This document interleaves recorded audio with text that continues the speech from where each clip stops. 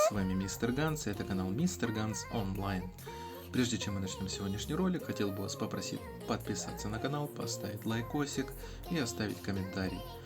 Сегодняшний ролик у нас будет посвящен Dimensional Rift. Буду рассказывать сильные и слабые стороны боссов, показывать непосредственное прохождение. Но перед началом хотел бы рассказать о моментах, которые не рассказал в прошлом видео про обновление.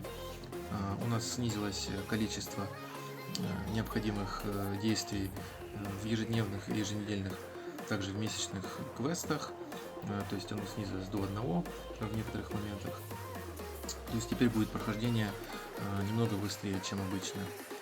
Также у нас второй момент.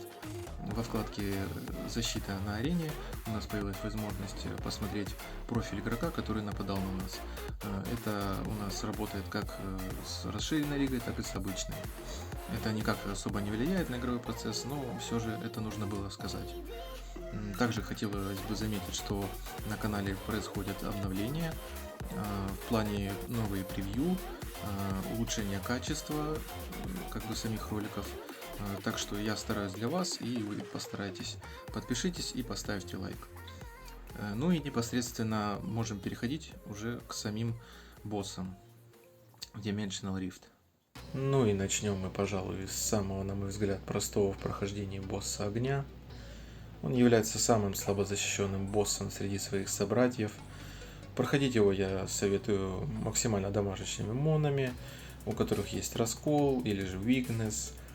Сапы можете даже не пытаться брать, поскольку босс имеет сильный резист к саперам.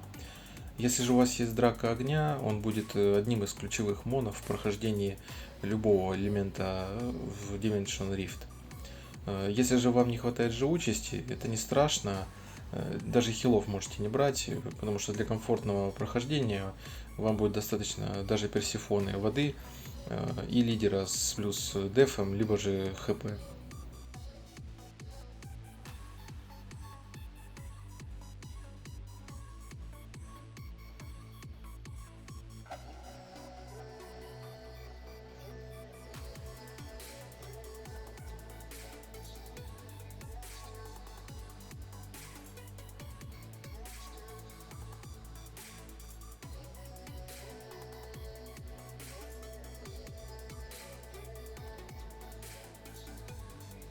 И следующим по счету и вашей первой головной болью станет босс воды.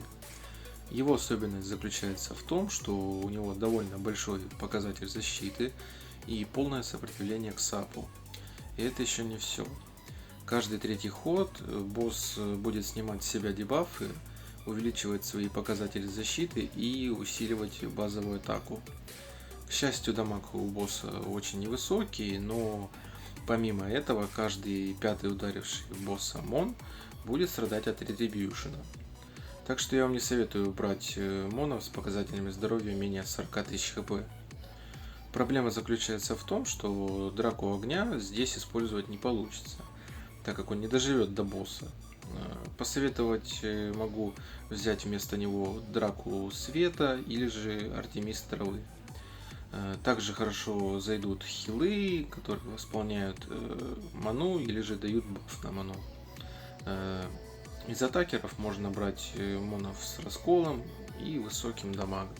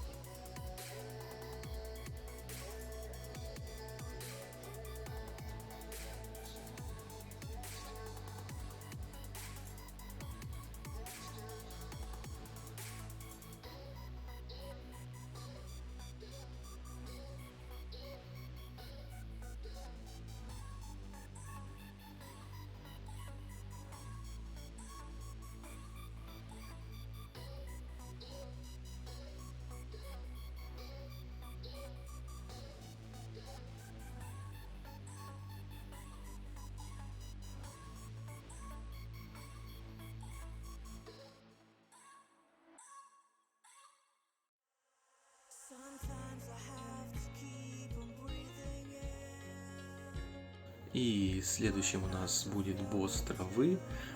Для многих он тоже окажется весьма сложным в прохождении.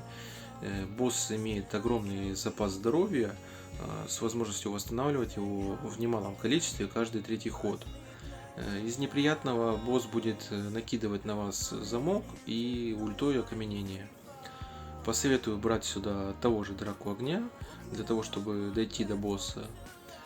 И также на самом боссе дамаг будет весьма внушителен. Но самыми главными дамагерами тут будут саперы.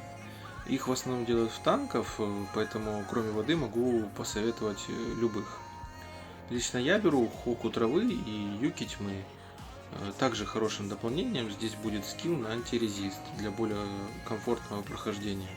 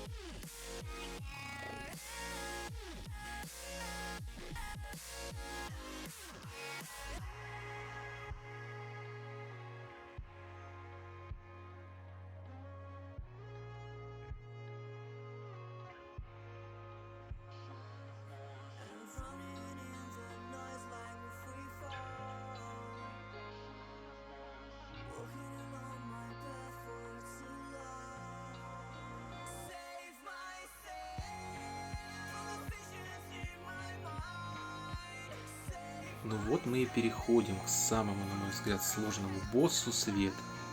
Почему же он так сложен? Тьму брать сюда не советую. Моны лягут очень быстро. Самое главное, что босс с каждым ходом усиливает свою атаку. Поверьте, в защите тоже он хорошо держится. Ваша задача убить его менее чем за 8 ходов, потому что с 8 хода каждая его атака, вне зависимости от ваших защитных показателей, будет летальной. При этом босс имеет резист к сапу и восстановление хп каждый пятый ход. Сюда же еще мы включаем Retribution каждый пятый ход. Чем же пройти его, спросите у меня? Я советую брать Драку Огня обязательно. Хил также желательно должен быть с любым восстановлением маны. Лидера нужно взять в плюс деф или же хп. Атакеры должны быть с расколом, и их должно быть 2 как минимум, которые имеют неплохую защиту и хорошую атаку. Также скилл на антирезист будет здесь не лишним. Если вы сможете собрать весь этот пакет, тогда у вас будет шанс на его прохождение.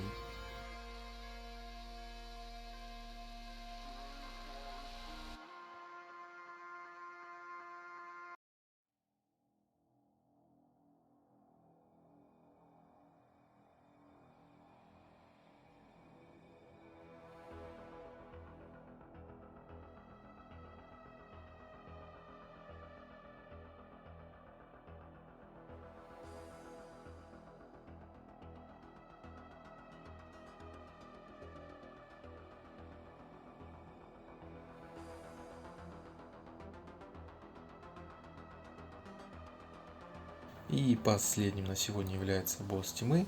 Он немного похож на светлого, но пройти его легче. Единственное их отличие в первом скилле. У темного это раскол.